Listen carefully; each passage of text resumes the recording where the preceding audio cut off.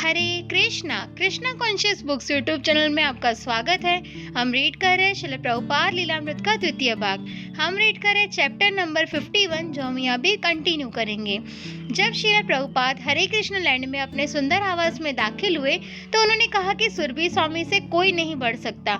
मैं समझता हूँ मेरे लिए रहने का इससे सुंदर स्थान दुनिया में और कहीं नहीं है। उन्होंने कहा लॉस एंजलिस, न्यूयॉर्क बहुत बड़े नगर हैं, लंदन और पेरिस भी है, किंतु कोई इस तरह का सुखप्रद राजसी महल प्रदान नहीं कर सकता। ये देखकर कि एक बड़े कमरे में उनके विविध कार्यों के लिए किस तरह व्यवस्था की गई है, श्रील प्रभुपाद ने कहा यह कमरा राधा दामोदर मंदिर में मेरे कमरे जैसा है। उसके एक कोने में मैं लिखता था, दूसरे में बैठता था और तीसरे में प्रसाद पाता था। यह तुलना बेमेल थी क्योंकि राधा दामोदर मंदिर का कमरा एक छोटी सी कोठरी था, किंतु प्रभुपाद दोनों को संबोधित करके देख रहे थे। वृंदावन की शुरुआत तो बम्बई के चरम उत्कर्ष से, स्थान चाहे जो भी हो, व्यक्ति वे ही थे। विनम्र भाव से थोड़ा प्रसाद ग्रहण करते, अपनी पुस्तकें लिखते और महत्वाकांक्षा पूर्वक कृष्ण भावनामृत के प्रसार की योजनाएं बनाते। श्रील प्रभुपाद ने अपने कई शिष्यों तथा डॉक्टर शर्मा से बंबई में अपने दैनिक कार्यक्रम के विषय में विचार विमर्श किया। उन्होंने कहा कि वे अर्च विग्रह के दर्शनों के लिए नीचे आया करेंगे और प्रति रविवार को व्याख्यान दिया करेंगे। वे विशिष्ट अवसरों पर आगंतुकों से अपने आवास पर मिला करेंगे, किंतु ऐसा कभी कभी ही करेंगे। उन्होंने कहा सामान्यतः लोग भेंट के लिए चले आते हैं और पूछते हैं आप कैसे हैं, आपको कैसा लग रहा है। इस तरह हर व्यक्ति आधे घंटे का समय ले लेता है। इस तरह समय गंवाने से क्या लाभ, आप कैसे हैं, सभी जानते हैं कि मैं ठीक नहीं हूँ। तमल कृष्ण गोस्वामी ने कहा तो वे प्रातःकाल मंदिर में आ सकते हैं। प्रभुपाद ने कहा हाँ, यदि वे सचमुच मुझे मिलना चाहते हैं तो मैं वहां तो जाता ही हूँ। वे आधे घंटे तक मुझे मिल सकते हैं। जहाँ तक बात करने का प्रश्न है, इसकी कोई आवश्यकता नहीं है। आप कैसे हैं, आपको कैसा लगता है, ये कोई बात करना नहीं है। गर्ग मुनि स्वामी ने कहा इसके बजाय वे नीचे आ जाकर आपकी कुछ पुस्तकें खरीद सकते हैं। प्रभुपाद ने स्वीकृति के तौर पर सिर हिलाते हुए कहा हाँ, यह समय का अपव्यय है। मैं इसे बंद करना चाहता हूँ। मैं ऐसे प्रश्नों का उत्तर नहीं देना चाहता कि आप कैसे हैं। उन्होंने कहा कि अपना समय और शक्ति बचाकर वे अपने पुस्तक लेखन का कार्य कर सकते थे। भक्तों ने विश्वास दिलाया कि सभी को उनका यह कार्यक्रम पसंद है और सबको प्रसन्नता होगी कि आप दशम स्कंद पर कार्य कर रहे हैं। प्रभुपाद ने घोषणा की मैं समझता हूँ मैं आज से कार्य आरंभ कर सकता हूँ। अब मुझे बहुत अच्छा स्थान मिल गया है और पूरी स्वतंत्रता है, अतः कोई कठिनाई नहीं होगी। यह स्पष्ट था कि अब प्रभुपाद प्रातःकालीन भ्रमण नहीं जाएंगे। श्रील प्रभुपाद से निकटता से संबंधित सभी लोगों को नई जीवन शैली स्वीकार करनी होगी जिसमें सवेरे का भ्रमण नहीं होगा और कक्षाएं बहुत कम होगी। किसी ने सुझाया कि प्रभुपाद छत पर घूमना पसंद कर सकते हैं, किंतु वह भी कठिन प्रतीत हो रहा था। श्रील प्रभुपाद ने कहा नहीं, एक मंजिल में चढ़ सकता हूँ, अभी नहीं, किंतु चढ़ सकता हूँ। आप सब मेरे आराम के लिए इतना अधिक प्रयत्नशील है, मैं नहीं जानता कि मैं इसका बदला चुका सकूंगा या नहीं, किंतु मैं अपनी शक्ति भर कोशिश करूंगा। आपका ऋण चुकाना संभव नहीं है। आप सब इतने कृपालु हैं। मैं कृष्ण भगवान से प्रार्थना कर सकता हूँ कि वे अपना आशीर्वाद आपको दे, जिससे आप अपनी शक्ति में, अपनी भक्ति में अटल रह सके और उनके संदेश को सारे विश्व में फैला सके। अन्यथा मेरे पास अन्य कोई साधन नहीं है। आपकी सहायता के बिना मैं कुछ नहीं कर सकता। आप बहुत कृपालु हैं। कृपया करके अपना सहयोग जारी रखें। यह आंदोलन उस परोपकार के लिए है। मुझे संसार के अन्य मंदिरों से समाचार मिले हैं, वे बहुत अच्छा कर रहे हैं। ये सच है ना? भारत के बाहर के अन्य मंदिर ये बहुत अच्छा कर रहे हैं। स्वरूप दामोदर ने जो पश्चिम से अभी लौटा था, वहाँ के मंदिरों में भक्ति के सफल मानदंड के संबंध में बताया। प्रभुपाद शांति चाहते जिससे वे अपना कार्य कर सके और उन्होंने एक स्त्री के संबंध में एक छोटी कहानी का वर्णन किया जिसके टन टन करते कंगनों से उनके पति को बाधा होती थी। पति ने एक कड़ा गायब कर दिया, फिर भी टिंग टिंग टिंग से उसे बाधा होती थी। वह एक के बाद एक कड़ा गायब करता रहा जब तक कि अंत में केवल एक ही बच गया। उसके बाद टिंग टिंग टिंग बंद हो गया। प्रभुपाद ने अपने सचिवों को विशेष रूप से कहा कि वे बाहरी कमरे में इकट्ठे होकर बातें न किया करें। श्रील प्रभुपाद ने कहा आप में से हमेशा वहाँ केवल एक रहे और वह पुस्तकें पढ़ता रहे, तब कोई शोर नहीं होगा। जो ही आप दो हो जाएंगे फिर वही टिंग टिंग टिंग आरंभ हो जाएगी। मैं ऐसा नहीं चाहता। तमल कृष्ण ने कहा ऐसा नहीं होने पाएगा। यदि कोई मुझसे मिलने आता है तो मैं कमरे से बाहर चला जाऊंगा। श्रील प्रभुपाद बोले हाँ, ऐसा ही प्रबंध करो, यहाँ शांति और गंभीरता रहनी चाहिए। तमल कृष्ण ने कहा यह आपका आवास है, यहाँ अन्य कोई नहीं आना चाहिए। श्रील प्रभुपाद ने कहा और अपने लोगों से मिलने का हम एक समय नियत करेंगे, परंतु नियम शांति का होना चाहिए, यही ठीक रहेगा। तब मैं कार्य करने को स्वतंत्र रहूंगा। प्रभुपाद अपनी नवीन परिस्थिति की प्रशंसा करते रहे। कमरे खूब हवादार थे और सूर्य का उसमें पर्याप्त प्रकाश रहता था। अन्य इस्कॉन इमारतें जैसे लंदन का भक्ति विधान भवन बहुत अच्छा था, किंतु अधिकांश मौसमों में वे सर्दी के कारण खिड़की दरवाजे नहीं खोल सकते थे। उन्होंने कहा, वहाँ आपको सिमट कर रहना पड़ता है। डेट्रॉयट और लंदन में आप कोई खिड़की नहीं खोल सकते, किंतु यहाँ बम्बई में तापमान सब तरह से अभीष्ट था और प्रभुपाद की खिड़की के बाहर हरा भरा वातावरण था। कई दिन बीत गए और बम्बई में अधिकांश भक्तों को प्रभुपाद के दर्शन नहीं हुए। वे इस बात के अभ्यस्त थे कि प्रभुपाद सवेरे नीचे उतरते थे और उनके साथ जुहू बीच पर 1 घंटा टहलते थे, और वे इसके भी अभ्यस्त थे कि प्रभुपाद अर्च विग्रह के दर्शन के लिए आते थे, प्रातःकालीन कक्षा लेते थे और अभियान में लोगों को दर्शन देते थे। वे सदैव सुगम्य रहते थे, विशेषकर भारत में, और लोगों को छूट थी कि वे उनसे लगभग किसी भी समय मिल सकते थे। वे अपने भक्तों से बड़े प्रेम से मिलते थे और उनकी समस्याएं या प्रश्न बड़ी सहानुभूति के साथ सुनते थे। अतः उनके भक्तों के लिए उनसे न मिल पाना, जबकि वे उन्हीं के बीच रह रहे थे, सचमुच मानसिक आघात के समान था। उनके साथ केवल 2 या 3 सचिव रहते थे, और जब कभी अन्य भक्त उनके कमरों में आ जाते थे तो उन्हें लगता था कि वे प्रभुपाद के लिए बाहर हो रहे हैं, और अवसर मिलते ही वे वहां से बाहर निकल जाते थे। एक दिन श्रील प्रभुपाद अप्रत्याशित रूप से मंदिर कक्ष में प्रकट हुए और कुछ भक्तों ने व्यास आसन से प्रभुपाद का चित्र हटा दिया ताकि वे उस पर बैठ सके। उन्होंने आगाह नहीं दिया था कि वे आ रहे हैं, इसलिए भक्तों में से अनेक अनुपस्थित थे, किंतु खबर फैल गई कि प्रभुपाद आए हैं और भक्त दौड़ते हुए वहां पहुंच गए। गुरु पूजा आरती के पश्चात श्रील प्रभुपाद ने भक्तों के समूह को संबोधित किया। उन्होंने कहा कि उन्हें खेद है कि वे प्रायः नीचे नहीं आ पाते थे। वे तो चाहते थे कि सभी भक्तों के लिए प्रसाद बनाए और उन्हें परोस कर खिलाए। उन्होंने कहा कि रविवार को वे व्यंजन बनाएंगे और सभी भक्तों को प्रसाद के लिए अपने कमरे में बुलाएंगे। उन्होंने कहा, मैं मंदिर प्रतिदिन आऊंगा और 8 बजे तक दर्शन के लिए और यदि कोई प्रश्न आया तो वार्तालाप के लिए रहूंगा। आमतौर पर यह प्रतिदिन होगा और रविवार के दिन तुम लोग कोई समय तय कर सकते हो जब मैं संध्या समय बोलूंगा, और आगे कृष्ण की इच्छा, जैसा वे चाहे, किंतु संप्रति यही कार्यक्रम चलेगा। प्रभुपाद की विनम्रता और भक्तों के मनोभाव की उनकी सही परख से भक्त उनके प्रति प्रेम से विलन्न हो उठे। उनमें से कुछ तो यहाँ तक सोचने लगे कि प्रभुपाद उन्हें भूल गए हैं और कुछ अन्य चीजें उनके लिए अधिक महत्वपूर्ण हो गई है, किंतु अब वे उन्हें फिर विश्वस्त कर रहे थे। यद्यपि वे असमर्थ लगने लगे थे, किंतु अपने भक्तों के साथ उनका पूरा आदान प्रदान चल रहा था। वे उनसे कह रहे थे कि जिस तरह वे भक्त उनके नियंत्रित हैं, उसी तरह प्रभुपाद भी भक्तों की प्रेम पूर्वक भक्ति से नियंत्रित है। श्री प्रभुपाद ने तब गुरु पूजा का महत्व समझाया। उन्होंने उस गीत के कुछ शब्दों का विश्लेषण किया जो प्रतिदिन प्रातःकालीन पूजा के समय शिष्य गाते हैं। उन्होंने कहा, आवश्यकता प्रेमा भक्ति की है।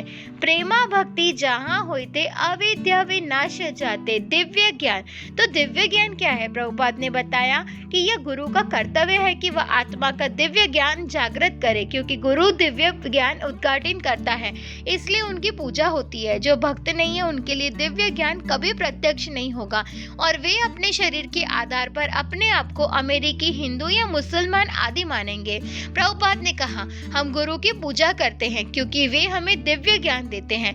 ये ज्ञान नहीं कि कैसे खाए, कैसे सोए, कैसे यौन सुख भोगे या कैसे अपनी प्रतिरक्षा करें। आमतौर पर राजनीतिक नेता या सामाजिक नेता यह ज्ञान देते हैं कि कैसे खाए, कैसे सोए, कैसे मैथुन करें या कैसे प्रतिरक्षा करें। गुरु का इन चीजों से कोई मतलब नहीं होता, उसके पास दिव्य ज्ञान होता है, इसी की जरूरत है। ये मानव जीवन एक अवसर है कि हम उसे जगाए। दिव्य ज्ञान हृदय प्रकाशित, और यदि मनुष्य उस दिव्य ज्ञान से अंधकार में रहता है तो उसका जीवन नष्ट हो जाता है। इसे स्मरण रखो, यह जीवन खतरे से भरा है और जन्म मृत्यु की तरंगों से पुनः प्रक्षिप्त हो सकता है। हम नहीं जानते कि हम कहाँ जाएंगे। यह बहुत गंभीर मामला है। कृष्ण भावनामृत दिव्य ज्ञान है, यह कोई सामान्य ज्ञान नहीं है। तो तुम लोगों को इन शब्दों को सदैव स्मरण रखना चाहिए, दिव्य ज्ञान हृदय प्रकाशित। और क्योंकि आध्यात्मिक गुरु दिव्य ज्ञान से हमें प्रबुद्ध बनाता है, इसलिए हम उनके आभारी है। गुरु महाराज की कृपा से कृष्ण का आशीर्वाद प्राप्त होता है। गुरु गुरु महाराज के अनुग्रह बिना कोई उन्नति संभव नहीं। श्रील विश्वनाथ चक्रवर्ती ठाकुर कृत शिष्य गुरु अष्टकम यस्य प्रसादात् भगवत प्रसादो यस्य प्रसादान् न गति कुतोपि। तो यह गुरु पूजा अत्यंत आवश्यक है, ठीक उसी तरह जैसे अर्च विग्रह की उपासना आवश्यक है। यह कोई सस्ती प्रशंसा नहीं है, यह प्रबुद्ध बनने की है, दिव्य ज्ञान प्राप्त करने की प्रक्रिया है। आपको बहुत बहुत धन्यवाद। प्रभुपाद अपने भक्तों को न केवल ये याद करा रहे थे कि वे उन्हें नहीं भूले, वरन उन्हें यह भी याद करा थे कि उन्हें गुरु पूजा और गुरु के प्रति उपासना भाव से अनुपस्थिति नहीं होना चाहिए, भले ही वे व्यक्तिगत रूप से उनके सामने उपस्थित न भी हो सके। श्रील प्रभुपाद अधिकांश में अपने कमरे में अकेले रहते थे। दिन में वे एक डेस्क से दूसरी डेस्क तक आते जाते रहते थे, या तो श्रुत लेखन यंत्र पर भागवत का डिक्टेशन देने के लिए या प्रसाद ग्रहण करने के लिए अथवा अतिथियों से वार्ता करने के लिए। लिखने में वे विशेष रूप से बहुसर्जन। प्रातः 1 या 2 बजे उठकर वे अपनी श्रुत लेखन मशीन पर 90, 100 और कभी-कभी 200 अंक तक डिक्टेशन दे देते थे। जितना वे पहले महीनों में करते थे यह उससे भी ज्यादा था, किंतु उन्हें भूख नहीं लगती थी। वे कोई भारी चीज नहीं खा सकते थे, कभी कभी वे एक प्याला दूध भी नहीं पी सकते थे। पालिका दासी और कभी कभी शीर चोर गोपीनाथ, जो एक बंगाली भक्त था, उनके रसोईया थे। श्री प्रभुपाद को शीर चोर गोपीनाथ का शुक्त पसंद था, जो नीम की पत्तियों, बैंगन, करेला, आलू, शक्करकंदी और दही से तैयार किया जाता था। एक दिन सवेरे श्री प्रभुपाद ने संतरे का रस मांगा, किंतु रसोई घर में कोई संतरा नहीं था। गोपीनाथ संतरे लेने के लिए भागा, किंतु जब वह लौटा तो प्रभुपाद अपनी घंटी बजा रहे थे। गोपीनाथ अंदर गया और बोला, मैं अभी ला रहा हूँ, रस निकालने में थोड़ा समय लगता है। कुछ मिनट बाद जब रस नहीं आया तो श्रील प्रभुपाद अपनी घंटी बार बार बजाने लगे। जब अंत में गोपीनाथ रस के साथ प्रविष्ट हुआ तो प्रभुपाद क्रोध में बोले, मैं बीमार हूँ, मुझे भूख नहीं लगती है, और जब कुछ भूख लगती है तो तुम घंटों लगा देते हो। उन्होंने कहा कि वे रस नहीं चाहते, किंतु गोपीनाथ ने उसे किसी तरह मेज पर रख दिया। श्रील प्रभुपाद ने गिलास उठाया और रस पी लिया। उन्होंने शांत भाव से कहा, तुम मेरी सेवा कितनी अच्छी तरह कर रहे हो, मैं तुम्हें हमेशा डांटता रहता हूँ। जब आदमी बुढ़ा हो जाता है तो उसे क्रोध जल्दी आता है। गोपीनाथ को डांट खाना बुरा नहीं लगा था, किंतु श्रील प्रभुपाद के इन विनम्र शब्दों से उसकी हालत खराब हो गई। वह इतना भावुक हो गया कि बोल नहीं सका। तब भी उसने रूंधे गले से कहा, श्रील प्रभुपाद कृपया इस तरह न बोलिए, मुझसे गलतियां होती है, यदि आप उन्हें ठीक नहीं करेंगे तो कौन करेगा। इस तरह के छोटे मोटे व्यक्तिगत आदान प्रदान श्रील प्रभुपाद और उनके सहायकों के बीच होते रहते थे, किंतु कभी कभी वे इतने शांत और अंतर्मुखी हो जाते थे जितने पहले कभी नहीं थे। वे अपना समय कीर्तन और पठन में लगाते थे और विशेष अवसरों पर ही किसी अतिथि से मिलते थे। श्रील प्रभुपाद द करंट पत्रिका के सहायक संपादन श्रीमान कोशी से मिलने को राजी हुए। श्रीमान कोशी का व्यवहार श्रद्धापूर्ण होने की बजाय उत्तेजक था। वह एक सजीव भेंट वार्ता की खोज में आया था। प्रभुपाद की रुचि किसी पत्रिका के लेख द्वारा लोगों तक पहुंचने में तो थी, किंतु किसी संपादक की चाटुकारी करना या अपने सिद्धांतों से समझौता करना उन्हें पसंद नहीं था। विशेषकर पिछले कुछ दिनों में, जैसा कि बंबई पंडाल में हुआ था, वे बहुत स्पष्ट और सीधे शब्दों में बोलने लगे थे। जो कोई भी उनके पास जाता था उसे वे कृष्ण के बारे में बताते थे और कृष्ण को न स्वीकार करने के लिए जिम्मेदार उनकी माया का पर्दाफाश करते थे। श्रीमान कोशी ने प्रभुपाद से पूछा कि उन्हें भारत से पहले अन्य देशों में मान्यता क्यों मिली। श्री प्रभुपाद ने कहा, क्योंकि भारतीय इतने कंगाल है कि वे हीरा नहीं खरीद सकते। हीरा उपलब्ध है, किंतु वे मन से इतने दरिद्र है, उनकी शिक्षा इतनी खराब है कि वे कुछ समझ नहीं सकते। शिक्षा खराब है? श्रीमान कोशी ने पूछा। श्री प्रभुपाद ने उत्तर दिया, हाँ, उन्हें पढ़ाया जाता है, तुम्हारा यह शरीर ही सब कुछ है, कुत्तों और बिल्लियों की तरह नाचो, बस यही उनकी शिक्षा है। राष्ट्रीयता क्या है? यह है तुम यह शरीर हो, बिल्लियों और कुत्तों की तरह उछलो कूदो। तुम एक समूह हो, कौ की तरह समूह में इकट्ठे होकर नाचते हो और बोलते हो कां कां कां। यही सिखाया गया है। अतः एक समूह में कां कां कां करो। किंतु आप यही राष्ट्रीयता शब्द भगवत गीता में नहीं पाते। ये सभी शब्द उतार लिए गए हैं। श्रीमान कोशी ने पूछा, तो आपका विकल्प क्या है? प्रभुपाद ने कहा, हम अंतर्राष्ट्रीय का उपदेश कर रहे हैं। हमारे यहाँ सबका स्वागत है। कृष्ण भावनामृत में सम्मिलित हो जाइए। इसमें ईसाई, हिंदू, अफ्रीकन, मुसलमान सबको स्थान है। वह वास्तविक संयुक्त राष्ट्र है। यदि वे वह सोचते होंगे कि मैं अमेरिकी हूँ तो एक गरीब भारतीय के पीछे क्यों लगते? भारत के बाहर भारतीयों को गरीबी से से पीड़ित समझा जाता है और यह एक सच्चाई है, किंतु वास्तव में हम गरीबी से पीड़ित नहीं हैं। यदि हम भगवत गीता का विकास करें तो हमारे ज्ञान का मानदंड है, तो हम सबसे धनी सिद्ध होंगे। हम सारे संसार को ज्ञान की भेंट दे सकते हैं। प्रभुपाद ने कहा कि यह खेद का विषय है कि विद्वान और राजनीतिज्ञ गीता के पाठ होने का दावा करते हैं, बिना यह जाने कि शरीर और शरीर के स्वामी में क्या अंतर है। वे भगवत गीता का पहला पाठ भी नहीं जानते। श्रीमान कोशी ने पूछा, तो समाधान क्या है? प्रभुपाद ने उच्च स्वर में कहा, समाधान आप उसे सीखे। श्रीमान कोशी ने कहा, किंतु कोई यह करना नहीं चाहता। प्रभुपाद ने कहा, तो जहन्नुम में जाए। क्या किया जा सकता है? यदि आप स्वयं अपना गला काटना चाहते हैं तो आप ऐसा कर सकते हैं। आपको कौन बचा सकता है? किंतु हमारा धर्म है कि हमें आत्महत्या मत करो। श्रीमान कोशी ने कॉफी और चाय पीने के पक्ष में तर्क दिया। वह नहीं समझता था कि ऐसी चीजें पापमय हैं। प्रभुपाद ने बताया कि वे मादक द्रव्य है। श्रीमान कोशी ने कहा, लेकिन मेरे जैसे लाखों है। श्री प्रभुपाद ने कहा, लाखों शून्य लगाने का अर्थ एक नहीं है। शून्य शून्य है। यदि 70 लाख शून्यों को जोड़ा जाए तो एक नहीं बन सकता। श्रीमान कोशी यह भी जानना चाहता था कि प्रभुपाद कृष्ण पर ही अधिक ध्यान क्यों देते हैं, क्योंकि देवकुल में सैकड़ों देवता है। प्रभुपाद ने उसे बीच में ही रोक दिया। श्रीमान कोशी ने मस्तिष्क धुलाई संबंधी विवाद के विषय में पूछा। प्रभुपाद ने कहा, हमारे ऊपर अनेक अभियोग है, किंतु इस समय मामला कोर्ट में है। श्रीमान कोशी बोला, किंतु आपको किसी कोर्ट में स्वीकृति की आवश्यकता नहीं है। प्रभुपाद ने हंसते हुए कहा, आपको है, मुझे नहीं है, आपको है। श्रीमान कोशी ने कहा, हाँ, तब तक संदेह रहेगा। प्रभुपाद बोले, क्योंकि आप कोर्ट के पीछे है, जजों के पीछे हैं। हम किसी के पीछे नहीं हैं, हम केवल एक के पीछे है, कृष्ण के। बस हम जानते हैं कि हमारा क्या कर्तव्य है। श्री प्रभुपाद ने बतलाया कि अमेरिका में विरोध इसलिए हो रहा है क्योंकि अनेकों युवक युवतियां कृष्ण भावनामृत को स्वीकार कर रहे हैं। प्रभुपाद ने कहा, युवा लोग इसे स्वीकार कर रहे हैं, वे धर्मोपदेश कर रहे हैं, क्योंकि उन्होंने अपना जीवन न्योछावर कर दिया है। वे बुद्धिमान हो गए, वे समझ सकते हैं कि उन्हें मरना नहीं चाहिए। कृष्ण भावनामृत किसी एक वृद्ध पुरुष का मनोरंजन नहीं है। श्रीमान कोशी ने कहा, नहीं, किंतु इसके लिए उत्तरदायी आप हैं। प्रभुपाद ने कहा, मैं नहीं हूँ, प्रत्युत कृष्ण है। मैं केवल उसका वितरण कर रहा हूँ। मेरा काम वितरण करना है, बस इतना ही। श्रीमान कोशी ने पूछा कि क्या जिस तरह उनका आंदोलन फैला है उससे प्रभुपाद प्रसन्न थे, और प्रभुपाद ने उत्तर दिया, मैं प्रसन्न क्यों न होगा। मैं कोई चीज गढ़ नहीं रहा हूँ, यह मेरा धंधा नहीं है। अपनी पत्रिका के लिए सुपाठ्य विषय वस्तु के खोज में श्रीमान कोशी एक बात से दूसरी बात पर कूद कर पहुंचता रहा। उसने पूछा, अब आपका स्वास्थ्य कैसा है? प्रभुपाद ने उत्तर दिया, ठीक नहीं है। स्वास्थ्य अच्छा रहे न रहे यह तो बाहरी यंत्र है, इससे कोई अंतर नहीं आता, किंतु यदि यह मशीन ठीक रहे तो इससे सहायता है, अन्यथा मशीन अच्छी रहे या खराब रहे इससे कोई फर्क नहीं पड़ता। जब मशीन बंद हो जाती है तब क्या होता है? प्रभुपाद ने कहा, यदि आपकी मशीन बंद हो जाती है तो आप दूसरी मशीन ले लेते हैं, केवल इतना। मैं घबरा क्यों जाऊं? ओह, मशीन बंद हो गई, मशीन बंद हो गई। इसलिए कृष्ण कहते हैं, तुम मशीन के लिए रो रहे हो, कितने मूर्ख हो। यह पंडितों का काम नहीं है। श्रीमान कोशी, आप दिन प्रायः किस तरह बिताते हैं? आप किस समय उठते हैं और दिन कैसे बिताते हैं? प्रभुपाद ने उत्तर दिया, मैं कैसे बताऊं, मुझे अनेक कार्य करने होते हैं। तमल कृष्ण को आभास हो गया कि भेंट वार्ता उतनी देर तक चल चुकी थी जितनी देर तक वह लाभदायक थी। उन्होंने कहा, श्री प्रभुपाद, मेरा सुझाव है कि यदि उनके पास कुछ और प्रश्न है तो उनका उत्तर हम दे सकते हैं। यदि कुछ प्रश्नों के उत्तर शेष रह गए हो। श्रील प्रभुपाद बोले, नहीं, उनके पास आध्यात्मिक विषय पर कोई प्रश्न नहीं है।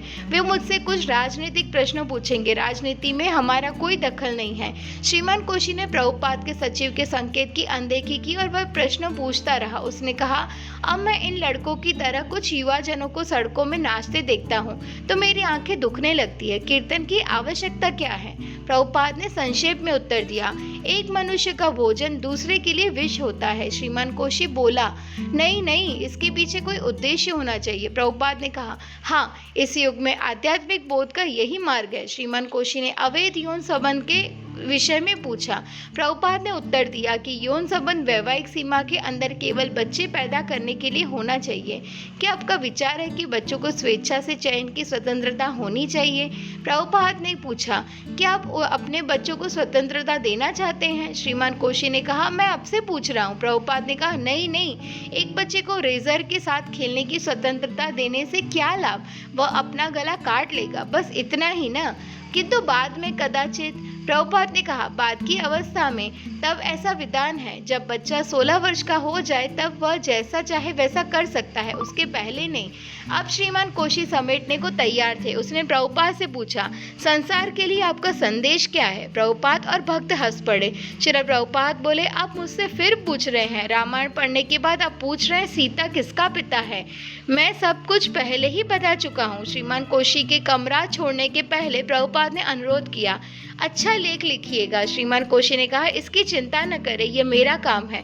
श्री प्रभुपाद ने सुनिश्चित किया कि श्रीमान कोशी के जाने के पहले उसे प्रसाद मिल जाए। श्री प्रभुपाद से सीधे आदेश प्राप्त करने की आशा में भक्तों का बम्बई आना जाना जारी रहा। बहुत कुछ प्रभुपाद के सचिव के माध्यम से हो सकता था और आप कैसा अनुभव कर रहे हैं, ऐसे वार्तालाप से बचा जा सकता।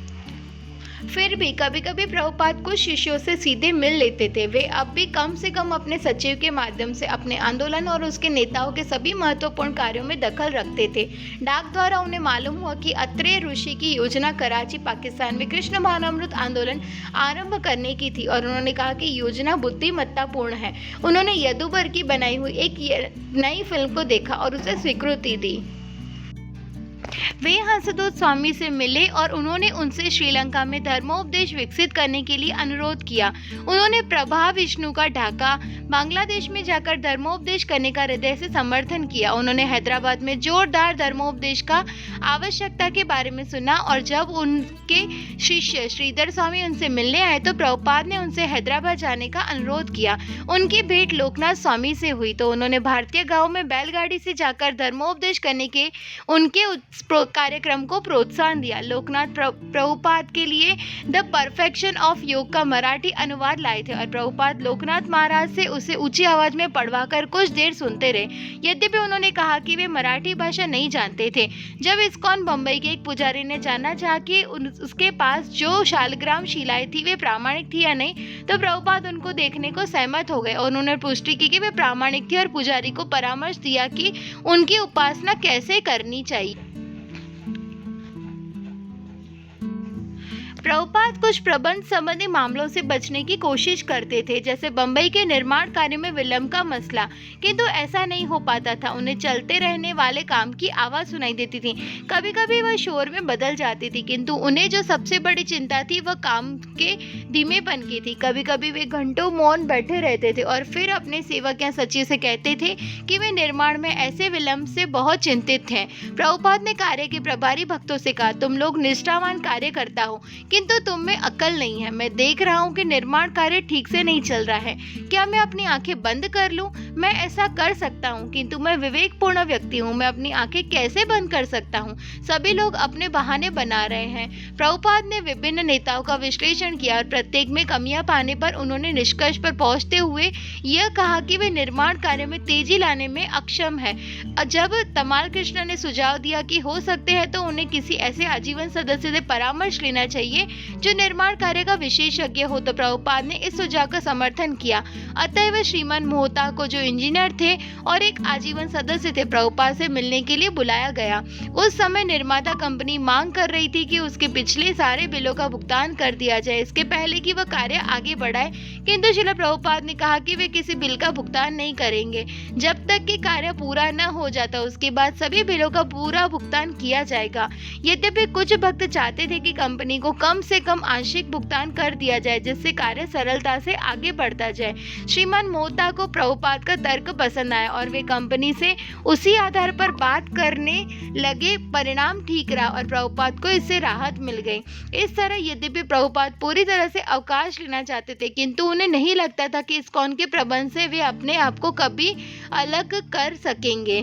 श्रील प्रभुपाद का कोई नियमित डॉक्टर नहीं था। समय समय पर एक कविराज आकर उनके रोग का निदान करते थे और दवा दे जाते थे, किंतु प्रभुपाद उसे गंभीरता से नहीं लेते थे। वे इन कविराजों को बहुत योग्य नहीं समझते थे और यदि दवा कड़वी होती तो या उसका बुरा असर होता तो वे उसे बंद कर देते थे। हर बात कृष्ण के अधीन थी और कोई डॉक्टर उसे बदल नहीं सकता था। प्रभुपाद आयुर्वेदिक और होम्योपैथिक दवाओं के अपेक्षित गुण दोषों का वर्णन करते थे, किंतु अन्य सांसारिक बातों की तरह उन्हें दवा में भी कोई रुचि नहीं थी। वे समाचार पढ़वा कर सुनने लगे थे।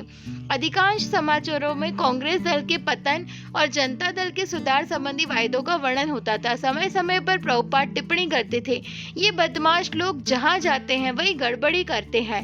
एक बार उन्होंने टिप्पणी की, मंदः सुमंद मतयः, उनके विचार बहुत ही गंदे हैं, उनके धार्मिक, सामाजिक और राजनीतिक सभी विचार निंदनीय हैं। प्रभुपाद का निष्कर्ष था, ये मूर्ख और बदमाश जो कुछ कर रहे हैं उसी से समाचार पत्र चलते हैं। प्रभुपाद ने तमाल कृष्ण और अन्यों से कहा कि वे पत्र और लेख लिखकर समाचार पत्रों में छपी कुछ आलोचनाओं का उत्तर दे। एक समाचार पत्र के संपादकीय में लेखक ने औपचारिक शिक्षा की यह कहकर आलोचना की थी कि उसमें बच्चों का मन प्रदूषित होता है। लेखक ने बल देकर लिखा था, शिक्षाविदों और अनुसंधायकों को इस प्रश्न पर विचार करके कुछ उपचार सुझाने चाहिए। प्रभुपाद ने कहा, ये बदमाश नहीं जानते कि नास्तिकता और नास्तिक शिक्षा से यही होता है। जो शिक्षक सुझाव दे रहे हैं वे स्वयं खराब है और वे ही नेतृत्व कर रहे हैं। वे नहीं जानते कि दोष क्या है। आप लोग उन्हें लिख सकते हैं। आप नेतागण नहीं जानते कि इसका कारण क्या है। इसका कारण हराव अभक्तस्य कुतो महद गुणा मनोरथे नासति धावतो बहिः। कृष्ण चेतना के बिना कोई शिक्षा नहीं हो सकती, कोई अच्छे गुण नहीं आ सकते। आप यह नहीं जानते और आप अरण्य रोदन कर रहे हैं। सारी शिक्षा और इसका प्रचार संसार को नास्तिक बनाने के लिए। यद्यपि ईश्वर का सबसे वैज्ञानिक ज्ञान भगवत गीता में निहित है, उन्हें लिखो और थप्पड़ लगाओ। आप नहीं जानते। 10 करोड़ हरिजनों ने नया नेता चुना शीर्षक एक अन्य लेख में अस्पृश्यों के मानव अधिकारों के भूतपूर्व हिमायती डॉक्टर आम्बेडकर की पुण्यतिथि मनाई गई थी। लेखक ने खेद प्रकट किया कि महात्मा गांधी द्वारा हरिजन कहे जाने वाले अस्पृश्यों की दशा कितनी दबी हुई है। भारत के नेताओं और जनताओं के लिए वे कितनी विषम समस्या बने हुए हैं। श्री प्रभुपाद ने तमाल कृष्ण से संपादक को लिखने के लिए कहा कि कृष्ण भावनामृत पतित से पतित लोगों का किस प्रकार उत्थान करता है। प्रभुपाद ने कहा, वे जो कुछ भी हो हम उनका उत्थान करेंगे ताकि वे परम धाम को जाए। दोष यह है कि गांधी ने हरिजन आंदोलन जहां वे हैं उन्हें वहीं रखते हुए आरंभ किया और हरिजन की मोहर लगाकर मात्र उनका नाम बदल दिया। उसे तो असफल होना ही था। केवल उन्हें दल देने या नाम बदलने देने से कुछ नहीं बदल सकता। आपको उन्हें बदलना होगा और उनके पास इसके लिए कोई योजना नहीं है। हमें इसे हरिजन शब्द का दुरुपयोग नहीं करना चाहिए जिसका अर्थ भगवान का व्यक्तिगत पार्षद है। प्रभुपाद ने कहा कि कुछ वरिष्ठ भक्तों को नियमित रूप से ऐसे प्रकरणों पर लिखना चाहिए जिनका सुझाव वे देंगे। उन्हें प्रबंध का कार्य अधिक संभालना चाहिए, लेख लिखना चाहिए और व्याख्यानों के द्वारा उन तर्कों का प्रसार करना चाहिए जिन्हें वे देंगे। प्रभुपाद ने कहा, जीबीसी के लोग अब आपको इस संपूर्ण विश्व संगठन का प्रबंध देखना चाहिए। मान ले कि मैं नहीं हूँ, ठीक से प्रबंध करें, स्वच्छंदा पूर्वक नहीं, इससे विनाश हो, वरन सचमुच ठीक से। मैं अब भी मौजूद हूँ इसलिए आपको निर्देश दूंगा, इसे बिगाड़े नहीं। हम बहुत अच्छी सम्मानजनक स्थिति में हैं, अतः कड़ा परिश्रम करो। मैंने बहुत निम्न दशा में आरंभ किया था और अब यह इतने ऊंचे स्थान पर पहुंच गया है। आप इसे नष्ट न करें, यही मेरी प्रार्थना है। इसमें बढ़ोतरी करें। यह आपके आचरण, व्यवहार और प्रचार पर निर्भर करता है। हर एक आश्चर्यचकित था कि मैंने इसे बिना किसी सहायता के कैसे आरंभ किया। मेरी एकमात्र पूंजी मेरी निष्ठा थी। इसे हर कोई जानता है, अन्यथा यह कैसे संभव होता। दिन शांतिपूर्वक बीतते रहे। प्रभुपाद के कमरे में से होकर मंद सुहावनी हवा सदा बहती रहती थी। उनकी बुद्धि सदैव प्रखर और जागरूक बनी रही और तब भी उनके स्वास्थ्य में सुधार नहीं हुआ। भवानंद गोस्वामी मायापुर से आए थे और तन्मय होकर श्री प्रभुपाद की सेवा कर रहे थे, किंतु महत्वपूर्ण धर्मोपदेश के कार्य के कारण उन्हें बंगाल लौटना था। श्री प्रभुपाद ने कहा कि मालिश करने और अपने गुरु महाराज की व्यक्तिगत सेवा करने में भवानंद निसंदेह सर्वोत्कृष्ट है, किंतु निजी सेवक के कार्य से प्रचार का कार्य अधिक महत्वपूर्ण है।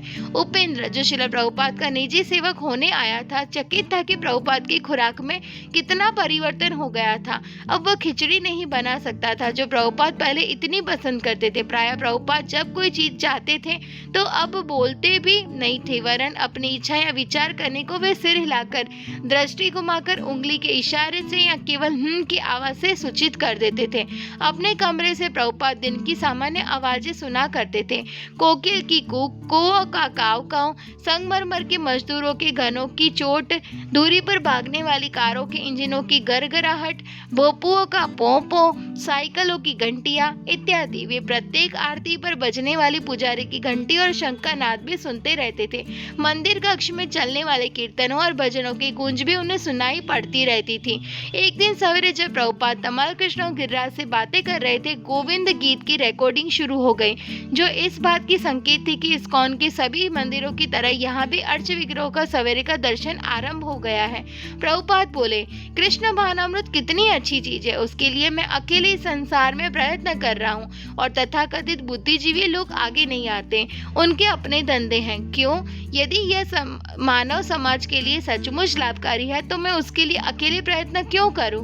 मैं जब तक जीवित हूँ प्रयत्न करता जाऊंगा, उसमें कोई रुकावट नहीं आएगी। किंतु किस तरह से बुद्धिजीवी लोग हैं, हम गोविंदम आदि पुरुषम तम हम भजामी गीत गाते रहेंगे। लोग सुने चाहे न सुने, हमें इसकी चिंता नहीं है।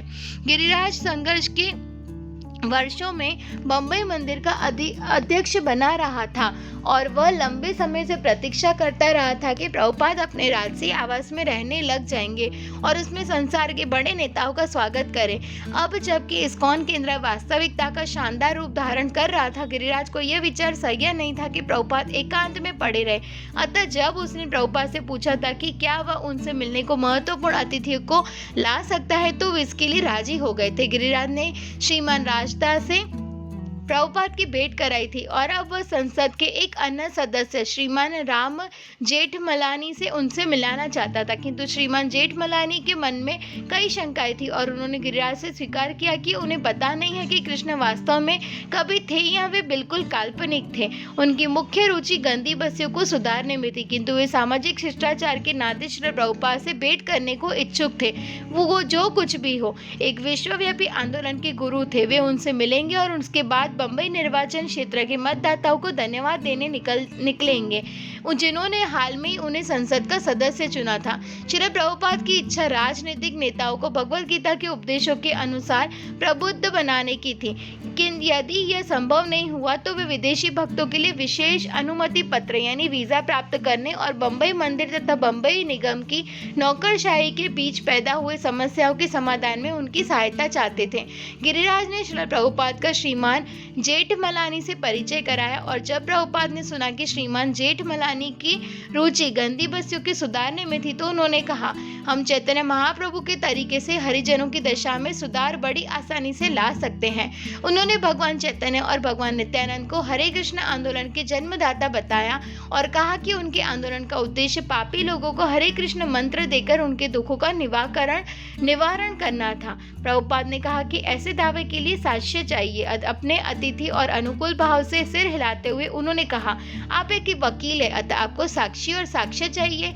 श्रीमान जेठमलानी ने कहा, आप मुझ पर दोषारोपण तो नहीं कर रहे हैं? प्रभुपाद बोले, नहीं, यह दोषारोपण नहीं है, यह एक तथ्य है। साक्ष्य के बिना, प्रमाण के बिना कोई कानून कैसे लागू किया जा सकता है? प्रभुपाद ने नरोत्तम दास ठाकुर के एक गीत का हवाला देकर अपना साक्ष्य दिया, जिसमें दो महान पापियों जगाई और मदाई का वर्णन है, जिनकी रक्षा हरे कृष्ण आंदोलन से हुई थी। प्रभुपाद ने कहा, यह घटना 500 वर्ष पहले की है, किंतु आज भी देखा जा सकता है कि किस प्रकार हरे कृष्ण आंदोलन के प्रभाव से सचमुच में पियक्कड़ और अवैध यौन संबंध रखने वाले व्यक्ति संत पुरुष बन गए हैं।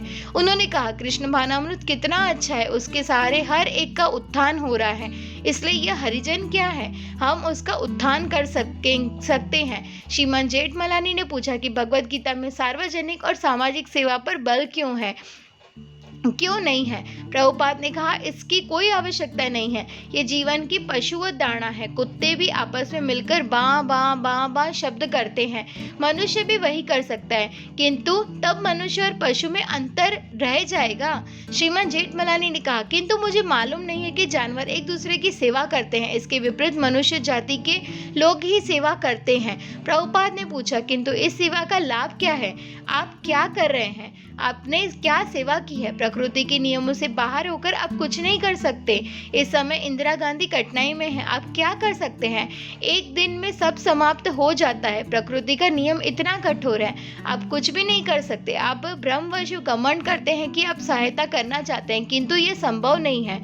प्रकृतेः क्रियमाणानि आप केवल यह समझने में सहायता कर सकते हैं कि आप ये शरीर नहीं, आपका असली रूप आत्मा है। आपका काम यही है, यही धर्म है। श्रीमान जेठमलानी ने प्रतिवाद किया कि फिर भी चारों ओर इतना अधिक दुख है। प्रभुपाद सहमत हुए कि सहानुभूति पूर्ण होना अच्छा है, किंतु दुख को दूर करने के लिए सचमुच कुछ करना चाहिए। प्रभुपाद ने कहा, इसलिए सबसे पहले आपको यह जानना चाहिए कि दुख का अवरोध कैसे किया जाएगा, तब आपको आवश्यक कदम उठाने चाहिए। अन्यथा यदि आप इसकी तरकीब नहीं जानते तो लाभ क्या। दुखालयम अशाश्वतम। मैं समझता हूँ आपने भगवत गीता पढ़ी है। श्रीमान जेठमलानी ने कहा कि उन्होंने पढ़ी थी। उनकी समझ में ठीक तरह से अभी तक नहीं आया था कि भगवत गीता इतनी व्यावहारिक कैसे हो सकती है, किंतु वे श्रील प्रभुपाद की बात को आदरपूर्वक सुन रहे थे और उनके दृढ़ विश्वास की सराहना कर रहे थे। किंतु कुछ मिनट के बाद वे जाने को तैयार हो गए और बोले, जो भी हो, मैं आपके गिरिराज से संपर्क बनाए रखूंगा। प्रभुपाद उपदेश करते रहे और साथ ही उन्होंने श्रीमान जेठमलानी के लिए प्रसाद लाने को कहा। श्रीमान जेठमलानी बोले, महानुभाव, मैं आपसे अनुमति चाहूंगा और आपके आशीर्वाद से मैं आशा करता हूँ कि हम शीघ्र ही। प्रभुपाद ने कहा, हम कृष्ण भावनामृत का प्रचार बिना किसी सांप्रदायिक भावना के करते हैं। यह आध्यात्मिक स्तर पर एकता है, हमें समझने का प्रयत्न करें। श्रीमान जेठमलानी ने कहा कि उन्हें आशा है कि वे प्रभुपाद के आंदोलन की कुछ सहायता कर सकेंगे।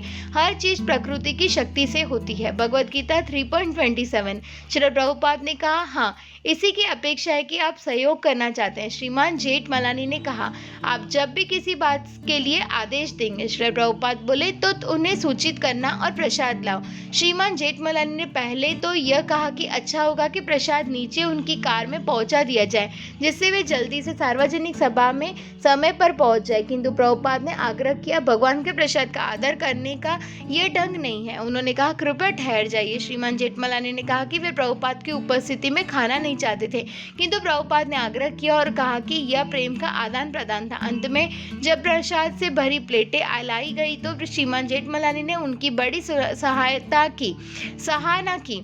वे इतने व्यस्त रहे कि दिन भर उन्होंने कुछ नहीं खाया था और उन्हें प्रसाद बड़ा सुस्वादु लगा।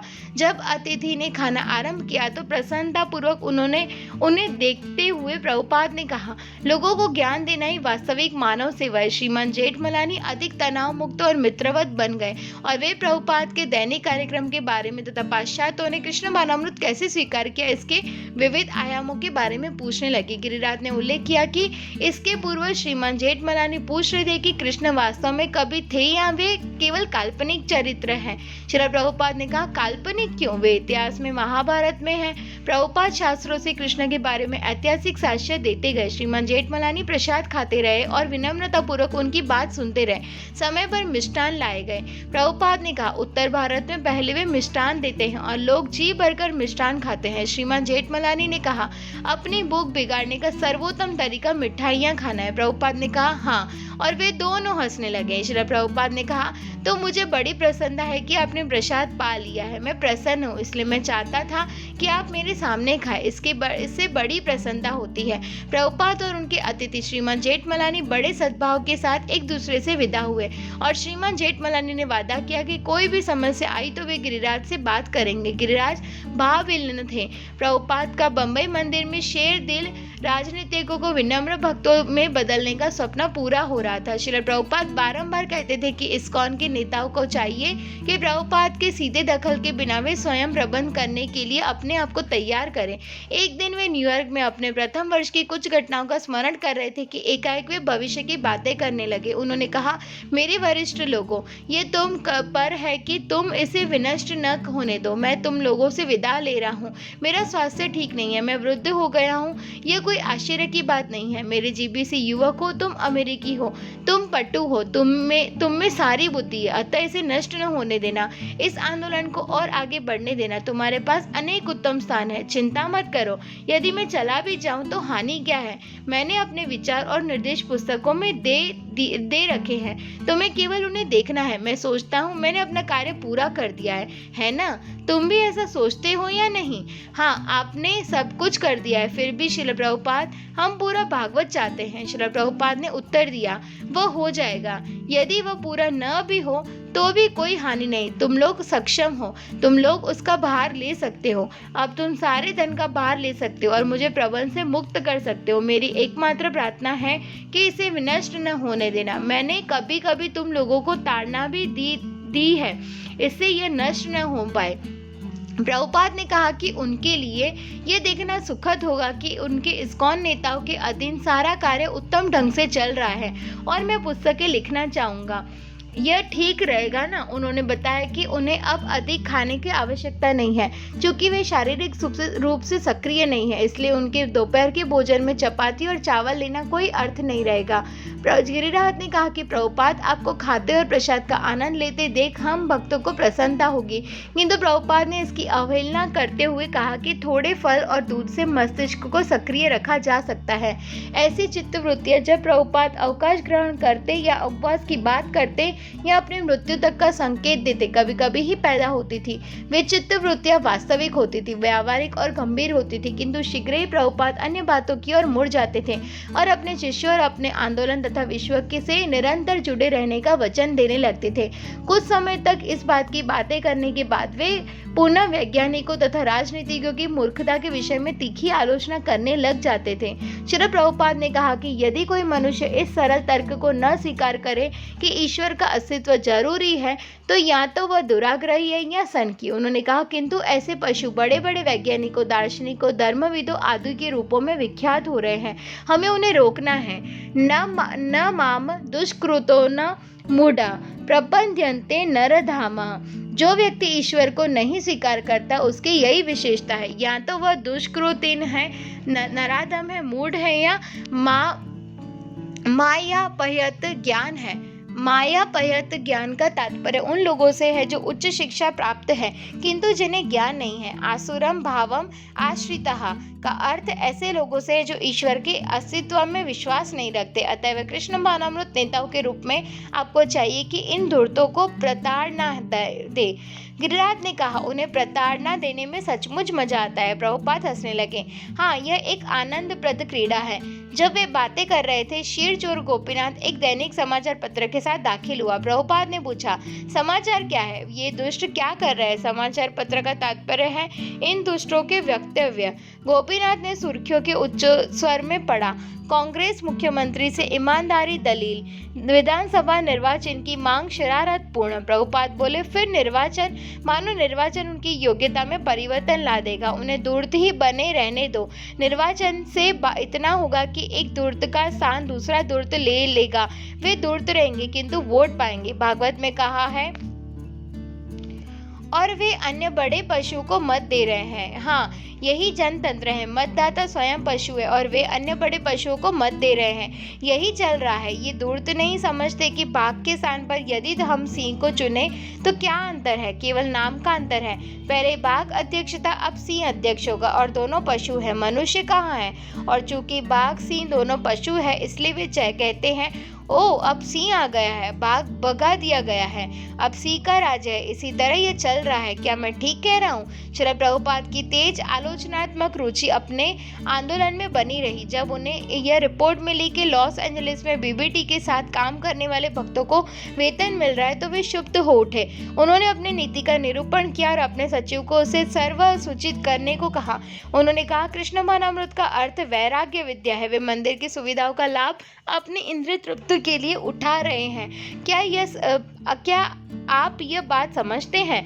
प्रभुपाद ने कहा, मंदिर निवास ब्रह्मचारियों और सन्यासियों के लिए। यदि कोई गृहस्थ आवश्यक सेवा कर रहा है तो मंदिर उसे आवास की सुविधा दे। जो मनुष्य कुत्ते, सुअर, ऊंट और गधे की तरह है, वे भक्तिहीनों की महिमा गाते हैं, किंतु वेतन क्यों? प्रभुपाद ने पूछा, वेतन का प्रश्न कहाँ आता है? इसमें वैराग्य कहाँ रह गया? वेतन की योजना बंद कर देनी चाहिए। यदि वे वेतन चाहते हैं तो उन्हें बाहर काम करना चाहिए। वैष्णव के नाम में लोग वेतन ले रहे हैं, आराम से रह रहे हैं और इंद्रिय सुख भोग रहे हैं। अतः मेरे सभी अधिकारियों, आप इस पर विचार करें और आवश्यक कार्यवाही करें। प्रभुपाद ने बताया कि भगवान चैतन्य किस तरह अपनी पत्नी और माँ के साथ पूर्ण सुखपूर्वक परिवार में रह रहे थे, फिर भी उन्होंने वैराग्य का जीवन बिताने के लिए सब कुछ त्याग दिया और इसलिए सार्वभौम भट्टाचार्य ने उनकी प्रशंसा की। आप परम पुरुष है जो श्री कृष्ण चैतन्य के रूप में प्रकट हुए हैं और आप वैराग्य और प्रेमा भक्ति सिखा रहे हैं। गिरिराज और उनके राजनीतिक परिचय। श्रीमान राजदा कई सप्ताह से भारत के नए प्रधानमंत्री मोरारजी देसाई से श्री प्रभुपाद की भेंट कराने के संबंध में बातें करते आ रहे थे। जब यह बात श्रील प्रभुपाद के सामने लाई गई तो सबसे कठिन प्रश्न यह पैदा हुआ कि श्रील प्रभुपाद प्रधानमंत्री से मिलने नगर में किसी स्थान पर जाने को तैयार होंगे या नहीं। प्रभुपाद ने कहा, यह सम्मानजनक नहीं है। इसका तात्पर्य यह है कि वे यानी प्रधानमंत्री नहीं जानते कि एक संत पुरुष का आदर कैसे किया जाता है। मिलना बेकार है यदि वे एक संत पुरुष का आदर नहीं करते। यदि वे समझते हैं कि वे एक संत पुरुष से बड़े हैं तो उनसे मिलना बेकार है। तमाल कृष्ण ने कहा, हाँ तो भेंट गलत स्तर से शुरू होगी। उन्हें आपसे मिलने आना है। श्रील प्रभुपाद शास्त्रों में जाने कितने उदाहरण हैं जब महान पुरुष संतों से मिलने गए हैं। श्रील प्रभुपाद ने कहा, चैतन्य महाप्रभु ने भी उड़ीसा के राजा से मिलने को मना कर दिया था। उनके यहाँ जाने की तो बात ही क्या। प्रभुपाद ने बताया कि उन्हें प्रधानमंत्री से कुछ नहीं चाहिए, किंतु मानव समाज के कल्याण के लिए वे उन्हें कुछ सुझाव दे सकते थे। उन्होंने कहा कि यह सच है कि कठिनाई में होने पर कभी कभी संत पुरुष किसी राजा के पास जा सकते हैं। उन्होंने भगवान चैतन्य के शिष्य गोपीनाथ पट्टनायक का उदाहरण दिया और बताया कि किस तरह भक्तों ने भगवान चैतन्य से हस्तक्षेप करके उनकी रक्षा करने के लिए प्रार्थना की थी, किंतु भगवान चैतन्य ने बताया था कि उन ऐसे राजपुरुषों से मिलना कठिन होता है। इन सब निर्देशनीय बातों को ध्यान में रखते हुए गिरिराज ने भेंट के विचार का अनुसरण किया। 5 मई को करीब आधी रात में गिरिराज को राजदा का फोन मिला। मोरारजी देसाई से भेंट अगले दिन सुबह 7:30 बजे निश्चित हो गई थी। प्रधानमंत्री बंबई में केवल 1 या 2-3 दिन रहेंगे और अपने पुत्र के स्थान पर मैरिन ड्राइव में रुकेंगे। यद्यपि गिरिराज जानते थे कि प्रभुपाद कह चुके थे कि वे श्रीमान देसाई से मिलने नहीं जाएंगे, फिर भी उन्होंने प्रभुपाद से परामर्श करना चाहा कि कुछ वरिष्ठ शिष्यों को जाना चाहिए या नहीं। प्रभुपाद को बाधा न हो, इसलिए गिरिराज कमरे के पास दबे पांव गए और उन्होंने अंदर जाकर प्रभुपाद जग रहे थे और अपने मेज पर बैठे अनुवाद कार्य में लगे थे। उन्होंने ऊपर देखा और गिरिराज को खड़ा पाकर उन्हें अंदर आने का संकेत दिया। गिरिराज ने कहा, श्रील प्रभुपाद, मुझे इस समय आपके कार्य में बाधा डालने का खेद है, किंतु मुझे रतन सिंह राजदा से अभी एक फोन मिला है। गिरिराज ने बताया कि मोरारजी देसाई अगले दिन सवेरे अपने निवास पर प्रभुपाद से मिलने को तैयार थे। श्रील प्रभुपाद ने कहा कि वे यह देखना चाहते थे कि मोरारजी देसाई हरे कृष्ण लैंड में जाकर प्रभुपाद से मिलने को इच्छुक है या नहीं। उन्होंने कहा, यह बात नहीं है कि मैं घमंडी हूँ और उनके स्थान पर उनसे मिलने नहीं जा सकता, किंतु जब तक उनमें आदर भाव न हो तब तक मिलना व्यर्थ है। प्रभुपाद ने कहा कि इस बात से परख होती है कि प्रधानमंत्री का मनोभाव ठीक है अथवा नहीं। वे सहमत थे कि तमाल कृष्ण गोस्वामी और गिरिराज को चाहिए था कि वे जाकर प्रधानमंत्री से मिल ले। गिरिराज, श्रील प्रभुपाद से मेरी यह भेंट पहले ही की किसी भी भेंट से अधिक संजीदा और बेजोड़ थी। यद्यपि मैं उनके सामने अनेक बार प्रस्तुत हो चुका था। हम दोनों आधी रात में अकेले थे, शेष सभी सो रहे थे, सभी बत्तियां बुझी थी और उस बड़े कमरे में हम दोनों अकेले थे। वे अनुवाद करने वाले अपने संगमरमर के मेज के पीछे बैठे थे और मैं उनके चरणों में फर्श पर बैठा था। मैंने कहा, प्रभुपाद, मुझे खेद है, मुझे आधी रात के समय इस तरह आपको कष्ट देना पड़ा। श्रील प्रभुपाद ने कहा, कोई बात नहीं। सच तो यह है कि इस बीमारी के कारण मुझे रात में नींद नहीं आती। मैं चाहूं भी तो भी सो नहीं सकता। इस बीमारी के कारण मैं कुछ खा भी नहीं सकता। मैं वृद्ध हो गया हूँ। यौन जीवन का कोई प्रश्न ही नहीं है, प्रतिरक्षा का भी कोई प्रश्न नहीं है। अतः मेरा अनुमान है कि अब मैं मुक्त हूँ। निसंदेह मैं जानता था कि श्रील प्रभुपाद मुक्त थे, अपनी शारीरिक अवस्थाओं के कारण नहीं, जैसा कि विनम्रता पूर्वक कह रहे थे, वरन इस कारण कि वे दिव्य भावनामृत की अवस्था में थे। वे रात में हमेशा जग जाते थे और अनुवाद में लग जाते थे, इसलिए नहीं कि वे बीमार थे और सो नहीं पाते थे, वरन इसलिए कि अपने गुरु महाराज और कृष्ण के प्रति उनके मन में चरम भक्ति थी। किंतु यह बहुत टेढ़ी और परिहासपूर्ण टिप्पणी थी और उनसे हुए पूरी बात से मैं बड़ा चमत्कृत हुआ। उनको प्रणाम किया और अपने स्थान पर सोने चला गया। अगले दिन सवेरे तमाल कृष्ण गोस्वामी और गिरिराज प्रधानमंत्री से मिलने के लिए समय से काफी पहले तैयार हो गए थे। जाने के पहले उन्होंने प्रभुपाद से पूछा कि प्रधानमंत्री को वे कौन सी पुस्तकें दे। प्रभुपाद ने उत्तर दिया, भगवत गीता, कृष्ण और भगवान चैतन्य की शिक्षाएं। गिरिराज ने पूछा, हिंदी में? प्रभुपाद ने उत्तर दिया, नहीं, अंग्रेजी में। दोनों भक्त अपनी कार में श्रीमान राजदा को लेने उनके के फ्लाइट पर गए, जहां से उन्हें मेरिन ड्राइव स्थित प्रधानमंत्री के आवास पर पहुंचना था। गिरिराज के 20 मिनट तक लगातार मुख्य द्वार की घंटी बजाते रहने के बाद अंत में श्रीमान राजदा प्रकट हुए। उन्होंने कहा कि उन लोगों को केवल 5 मिनट और प्रतीक्षा करनी है। इस बीच वे कपड़े पहनते और खाते रहे। दुर्भाग्य से जब वे मेरिन ड्राइव में प्रधानमंत्री के स्थान पर पहुंचे तब 8 बज चुके थे। वे 30 मिनट लेट थे। वे जो ही दाखिल हुए, प्रधानमंत्री बोले, आप लोग बहुत लेट आए हैं। वे अन्य लोगों से मिल रहे थे और उन्होंने कहा कि वे भक्तों से केवल कुछ मिनट मिलेंगे। उन्होंने दोहराया कि वे 7:25 से प्रतीक्षा कर रहे थे। भक्त मौन बने रहे। वे नहीं जानते थे कि क्या कहे। श्रीमान देसाई ने कुछ अधिक नहीं कहा और शीघ्रतापूर्वक उन लोगों से विदा लेकर अन्यों से हो रही बैठक में चले गए। जब भक्तजन मंदिर वापस पहुंचे तो प्रभुपाद ने उत्सुकतापूर्वक पूछा कि क्या हुआ। वे यह जानकर बहुत नाराज हुए कि उनसे भक्त लेट पहुंचे थे। उन्होंने कहा, बहुत खराब बात। उन्होंने टिप्पणी की कि मोरारजी देसाई अपनी समय निष्ठा के लिए विख्यात है। उन्होंने कहा कि अपने शिथिल आचरण से भक्तों ने एक अच्छा अवसर खो दिया है। जब भक्तों ने बताया कि श्रीमान राजदा ने उन्हें लेट कर दिया तो श्री प्रभुपाद ने पूरी रिपोर्ट मांगी। भक्तों ने कहा कि जो मुख्य चीज मोरारजी देसाई जानना चाहते थे वह यह थी कि वे लेट क्यों हुए। प्रभुपाद ने पूछा, क्या तुम लोगों ने बताया कि लेट होने का कारण रतन सिंह राजदा थे? गिरिराज और तमल कृष्ण ने अपने सिर हिला दिए। प्रभुपाद को चिढ़ हुई और वे बोले, तुम लोगों ने यह क्यों नहीं कहा कि राजदा ने लेट कर दिया और वे समय पर थे किंतु उन्होंने लेट कर दिया। मैं जानता हूँ कि तुम लोग सोच रहे थे कि वे हमारे मित्र हैं, अतः तुम लोग प्रधानमंत्री के सामने उनको उलझ में नहीं डालना चाहते थे, किंतु इससे तो सब कुछ बर्बाद हो गया। बहुत बेवकूफी और शर्म से अनुभव करते हुए दोनों भक्त प्रभुपाद के सामने मौन बैठे रहे। 1 मिनट तक सोचकर श्री प्रभुपाद बोले, जो भी हो, ये लोग अपने विचार कभी बदल नहीं सकते। श्री प्रभुपाद प्राय ऐसे स्थान की यात्रा में के बारे में बात करते थे जो उनके स्वास्थ्य के लिए लाभप्रद हो। मई के मास में बंबई में गर्मी अधिक थी। मानसून शीघ्र ही आने को था। वे कश्मीर जाने के विषय में विचार कर रहे थे क्योंकि वह स्थान स्वास्थ्य के लिए लाभदायक जल वायु के लिए विख्यात है, किंतु वहां ठहरने के लिए कोई उपयुक्त स्थान नहीं मिल सका और मौसम अत्यधिक ठंडा था। तभी एक दिन गुजरात के भूतपूर्व राज्यपाल श्रीमन नारायण उनसे मिलने आए। श्रीमन नारायण ने कहा, आपको अपने स्वास्थ्य का ध्यान रखना चाहिए। मुझे आशा है कि आप ठीक हो जाएंगे। प्रभुपाद हंसे। ओ, यह एक पुरानी मशीन है, इसे जितना सुधारा जाए वह उतनी ही बिगड़ती जाएगी, किंतु मेरा काम कभी रुकता नहीं, वह चलता रहता है। मेरा मुख्य कार्य पुस्तकें लिखना है और वह चलता जा रहा है। कई अन्य भारतीय अतिथि उपस्थित थे और वे सभी स्वास्थ्य के लिए अच्छे स्थानों की संस्कृति करने लगे। श्रीनगर, कश्मीर, देहरादून, मसूरी, शिमला, हरिद्वार। श्रीमन नारायण ने कहा, हरिद्वार का जल अच्छा है, किंतु उससे अच्छा ऋषिकेश रहेगा, जहाँ गंगा बहती है। जो स्थान गंगा तट पर है उनका जल अत्युत्तम है, शुद्ध गंगा जल मिलता है। श्रील प्रभुपाद ने इन टिप्पणियों को गंभीरता से दिया और अपने शिष्यों की ओर मुड़कर कहा, ठीक है, तो हम ऋषिकेश जा सकते हैं। यह समय बहुत अच्छा है, इसकी व्यवस्था कर लेनी चाहिए। उस क्षण से ऋषिकेश जाने की योजना पक्की हो गई और प्रभुपाद बंबई से 1 सप्ताह के भीतर प्रस्थान की तैयारी करने लगे। हरे कृष्णा। तो 51 चैप्टर यहीं समाप्त होता है। नेक्स्ट पार्ट से हम चैप्टर नंबर 52 स्टार्ट करेंगे।